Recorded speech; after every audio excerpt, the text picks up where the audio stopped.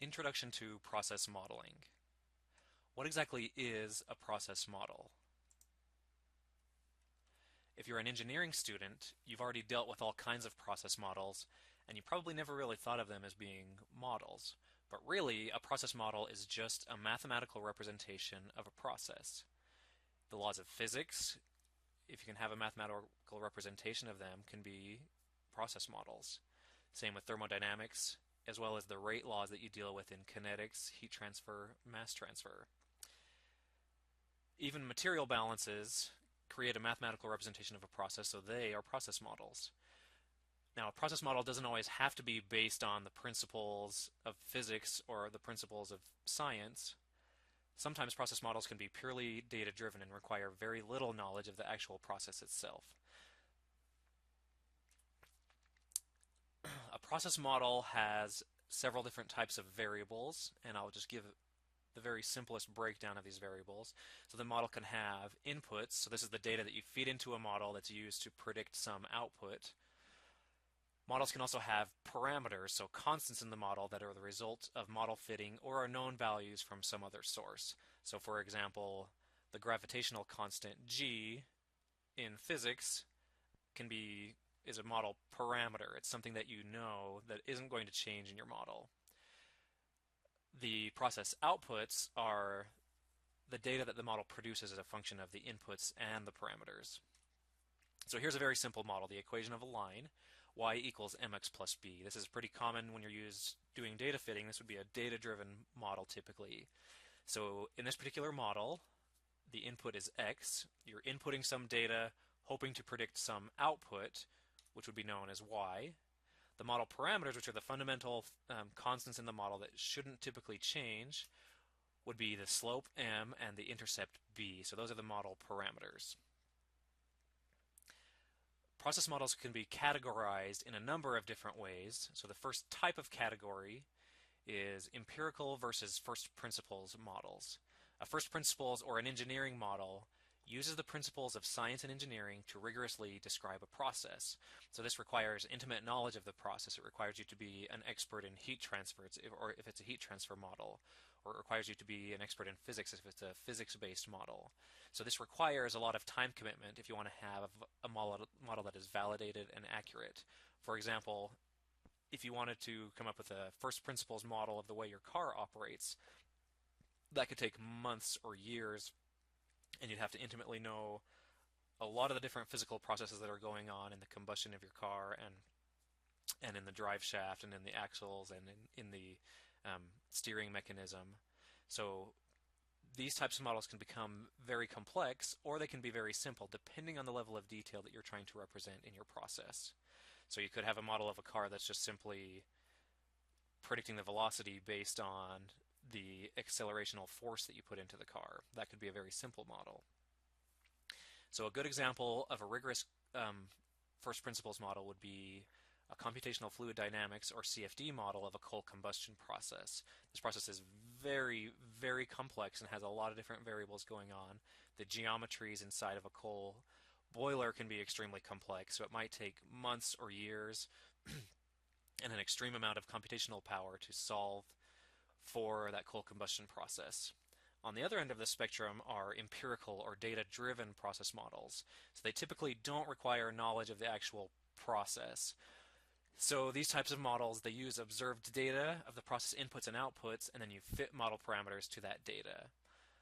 One caution is that these may not extrapolate very well.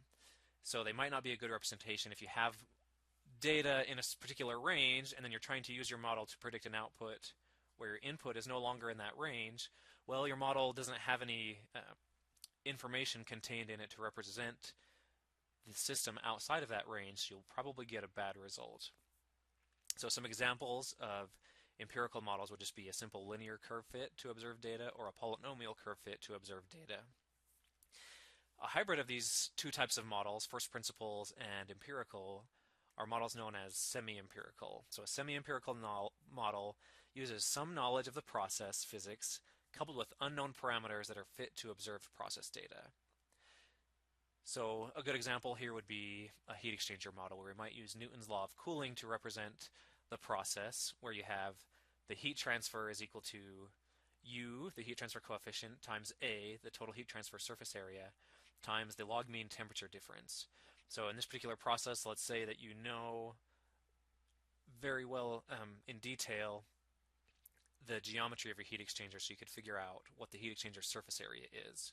And let's say you could also figure out, based on measurements, what the input and output temperatures of the heat exchanger are. So with that data, and also a measurement of Q, the total heat transferred, you could have a process model, except you would still not know what the heat exchanger coefficient is. So you could use that data to fit a heat transfer coefficient, which in this case would be the parameter. So the heat transfer coefficient U would be the parameter in your model that you use to make sure that your outputs of your model match up with the outputs of your observed data.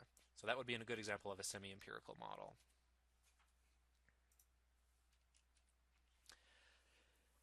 Another category of process models is linear versus nonlinear. So a linear model typically means that the output is a function of just the inputs multiplied by constant values. So an example would be y is equal to a times x1 plus b times x2 plus c times x3 plus some constant d. So this model has multiple inputs, x1, x2, and x3, but it's just a linear function of each of those inputs, meaning that each of those inputs is simply multiplied by a constant, and then the output y is just a linear combination of those inputs. A nonlinear process model cannot be represented as a linear model. That's the simplest way to think about a nonlinear model. So the output has some other function of the input that it's dependent on. So in this model shown below, y is equal to a times the square of x1 times plus b over x2 plus c times the natural log of x3. So in this particular model, there are three different nonlinearities. There's the square of x1, the inverse of x2, and the natural log of x3. So any of those nonlinearities alone would qualify this model as being nonlinear. But in this case, there are three different sources of nonlinearity in this model. Another category of a process model would be, is it static or is it dynamic? So a static model, also known as a steady state model, the output just changes instantaneously to a change in inputs. So this might not be a characteristic of the actual process, but this is a characteristic of the model with which we've chosen to represent that process. So if we take our three input linear model that we discussed previously, any change in x1, x2, or x3 will result in an instantaneous change to our output y. Conversely, a dynamic model, the output will have a lag in the response to the change in inputs. So dynamic models are typically represented by differential equations. In this case, we have the derivative of y with respect to t is equal to a function of our inputs plus our constant value d. And in this case, we're actually treating the state variable y as an input to the process, where the derivative of that state variable, dy dt, is the output of the process. So if we were to change one of those inputs, x1 for example, and hold all the inputs constant for long enough, the model will eventually reach a new steady state where dy dt is equal to 0. Then our dynamic model simplifies to a static or a steady state model. The process itself would actually reach a physical steady state. So a dynamic process could still be represented by a static model. It just depends on whether you care about the dynamic response or not. So a dynamic model is going to capture more information and give you more insight into the process, but it's going to be more complicated and more difficult to solve. The final categories of models are explicit versus implicit. So in an explicit model, the output only appears on the left-hand side of the model equation, meaning that it is solved for explicitly. So in this case, y is a function of all of the other variables. That's an explicit model because we can solve for y explicitly. An implicit model, on the other hand, the output is not solved explicitly or cannot be solved explicitly in terms of just the other variables. So you might see the output being on both sides of the equation, or you might have 0 on one side of the equation and then your output variable appearing in multiple places on the right-hand side of the equation. So this particular model, y equals a times the natural log of y plus b times the sine of y plus y to the 1.3 power, could not be solved explicitly, so this complicates things when you're trying to actually solve and get insight from the model, but occasionally that's just the reality of the process that you're dealing with. So just to summarize, there are various categories of process models, and a model will typically be classified into one of each of those things. So let's take this simple linear dynamic model. dy dt is equal to a times x1 plus b times x2 plus c times x3 plus d minus y, and let's go through and categorize this model based on all those criteria that we just discussed before. So is this model first principles, empirical, or semi-empirical? Well, without really knowing where the model came from, it's hard to tell in this case, but we can make a pretty good guess that this is an empirical model because it's quite simple. This would be something that you could fit data to with a simple linear model. So we'll guess that this one is empirical, but you could get the same model form using first principles. Is this model linear or nonlinear? So our output, dy dt, in this case, is a linear function of all of the inputs, x1, x2, x3, and also y itself here, if we're considering y to be an input to this process. So this model would be empirical, linear. Is this model static or dynamic? Well, because of the presence of the derivative in this model, dy dt, we know that this model is dynamic, and it will produce a response with a lag on the output with respect to the input. So this is a dynamic model.